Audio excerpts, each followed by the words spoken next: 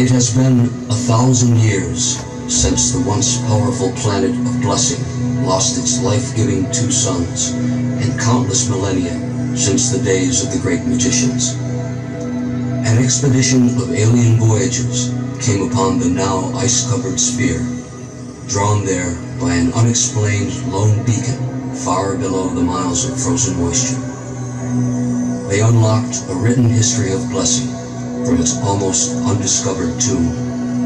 So begins the story of Magica. It was a time of celebration. The Book of Magica and the wizards who had used its spells so wisely for the good of the people were being honored in all the great cities of the world. There was, however, an exception. Where good thrives, evil survives, and evil has plans for survival. The celebration of thanks and prosperity would signal the forces of evil side to begin the attack and ultimate capture and destruction of Magica. The spells from the book would be used to turn all of those unwilling to join evil side into statues of stone and send their spirits to Otherworld, where they would eventually be assimilated into the energy needed to drive evil side and maintain its power without the necessity of the book and its incantations forever. Defenses were naturally relaxed during the festive preparations, and although the battle was well fought by both factions, the minions of the dark prevailed. Their assault was well planned and executed to a fault. After overwhelming their initial opposition, they pushed on to the sacred ground upon which the Book of Magica rested. They possessed a much weaker form of magic themselves, and although it would be normally quite useless against the strength of Magica, the inability of the wizards to gather themselves together in time, coupled with the perfect timing and determination of the attackers, spelled doom for the book and its followers. The leader of the insurrection was the high priest and executioner known as Shadowcast.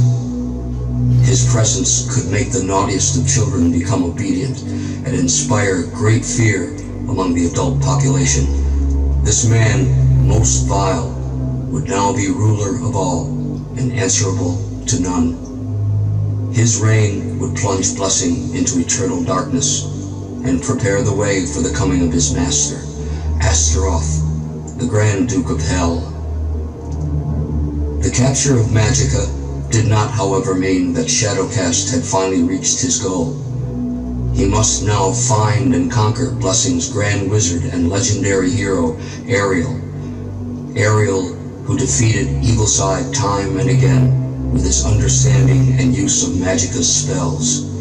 He would be the last stumbling block to total domination.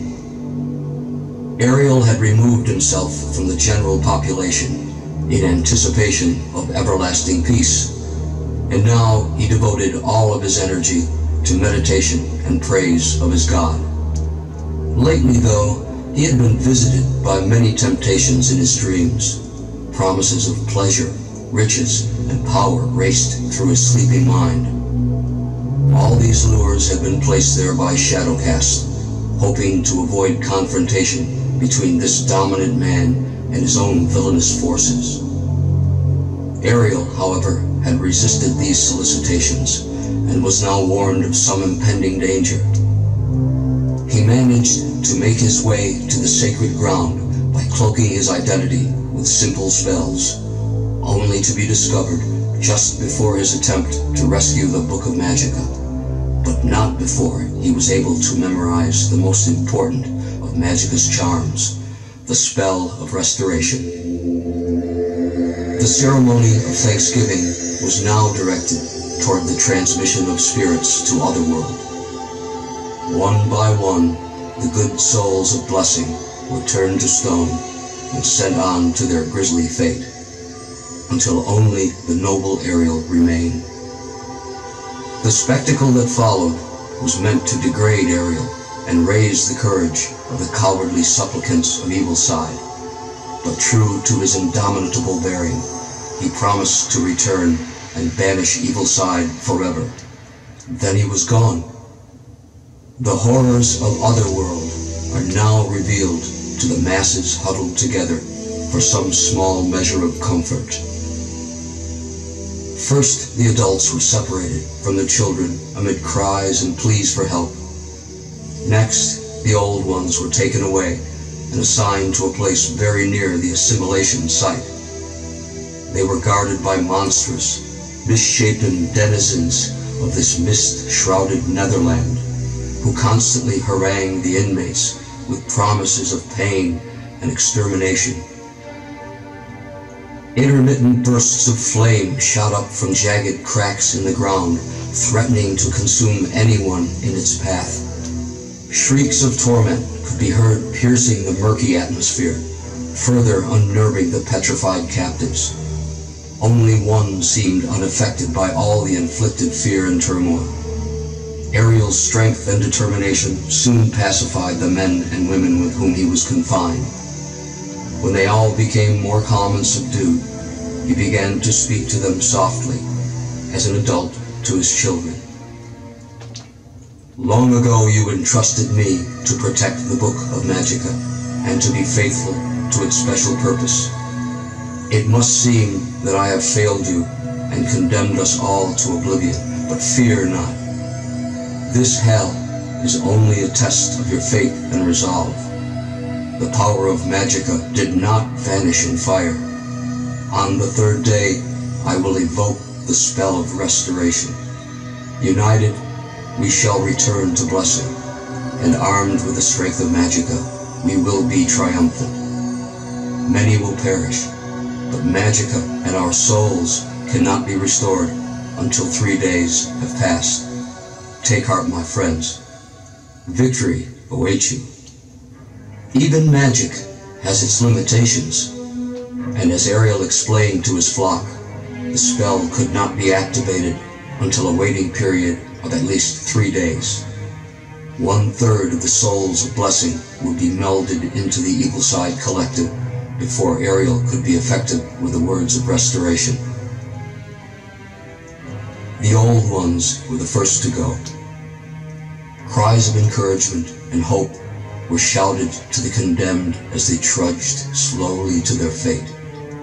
One by one, they were thrown into the assimilation chamber, where a blinding blue spark gave evidence of their demise.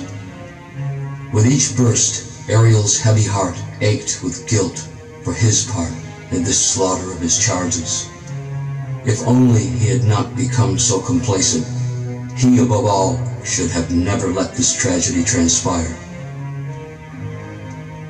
In the compound holding the young adults, an insurrection of sorts was occurring. A boy of 17 years, called Chalice, was urging an uprising among his captured companions. Futile though it was, it earned Chalice a place in the cell adjoining Ariel's. His rantings and ravings were soon quelled by Ariel's quiet urging, and the two settled into serious conversation. Ariel knew his time of assimilation was near, and only hoped it would not be scheduled before the 3-day waiting period for restoration was ended. Shadowcast wanted to personally oversee Ariel's termination, but couldn't abandon his duties on Blessing until all was secure. Would there be enough time? Ariel realized some of his own strong qualities in Chalice and decided that this was an opportunity not to be lost.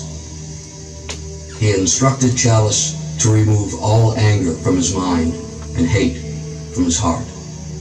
Only the pure could receive and transmit this most important of spells. Convinced that this young man was ready, he joined with the spirit and gave him these words: Sanasha, Gorath, Solus Arcana. Words that would resurrect the masses if delivered correctly and in time. Over 2 days had passed before Shadowcast was ready for travel to Otherworld to deliver Ariel to his fate. His journey through Otherworld was marked by what could pass for cheers if they weren't shouted from the mouths of utterly inhuman shapes and forms. Upon his arrival, he instructed the guards to take him straight to Ariel. Once there, he announced with great satisfaction that he would personally supervise Ariel's execution in a matter of hours. Nearby, Chalice loudly voiced his objection to this treatment of his newly met hero and was rewarded by kicks and punches until he could no longer speak. Ariel's heart sank. Had he misjudged Chalice and entrusted his people's future to a reckless youth? Ariel's mind wandered to his own younger days. He too had been restless and foolhardy, but in time had outgrown these traits and become the adored leader of Blessing. He wondered if Chalice had yet experienced love. Ariel himself had turned his back on the beautiful and innocent Annika. She was his intended from birth, but he couldn't let love for this saintly child cloud his duties to Blessing and the book. 1 hour remained in the wait for restoration. Ariel's hopes were soaring. Surely Shadowcast would fail once again. But as that thought surfaced, so did Evilside's dark leader. Ariel was led away with head held high. But as he passed Chalice, he gave just the slightest nod, a gesture that wasn't lost on the youth. Ariel was then taken to the assimilation chamber and strapped to the cross-like structure in the middle of the room. Seconds were all that stood in the way of resurrection or destruction. Shadowcast walked to Ariel, presumably to gloat one last time to his old nemesis. Ariel welcomed the time that would be wasted, but at the last moment, Shadowcast seemed to reconsider and raised his arm in signal for the end to begin. The arm dropped, and with crackle and hiss, Ariel was no more. Shadowcast and his minions erupted with joy, never again to be slaves, now to be masters. Chalice heard the cheering and knew that Ariel had passed without time to summon the spell. Now only he could influence the future. He heard the rattling of armor and realized they were coming for him. Soon the guards appeared and dragged the struggling Chalice from his confinement. One of his jailers struck him a mighty blow across the face, and suddenly all his anger left him. He was sure of what he must do. Thunder starts from silence, and he would be thunder. Chalice was taken to the chamber and secured to the cross. Shadowcast approached him and asked if he had any last thing to say before assimilation. Chalice smiled and said he did. Then, with an evil laugh, Shadowcast raised his arm and announced that his question was only a final killing joke. It was now or never. As the arm fell in signal, Chalice shouted out the spell, Sanasha, Gorath, Solus, Arcana, and all hell actually broke loose. Chalice and the good folk of Blessing were bathed in an incredible rush of light. Shadowcast and all his wicked throng writhed in agony in the darkness they were spawned from, as the fierce illumination sought them out and consumed each troll, ogre, and gargoyle in a horrible melting frenzy. Shadowcast, hiding in the last black space to be found, watched the light creep irresistibly toward him. At the last moment, he cloaked his body with his unpriestly robe and muttered what sounded like an oath as the light touched the cloth. The robe erupted into flame, and then there was nothing. Surely Shadowcast was also consumed by fire, but that tale would not yet be told.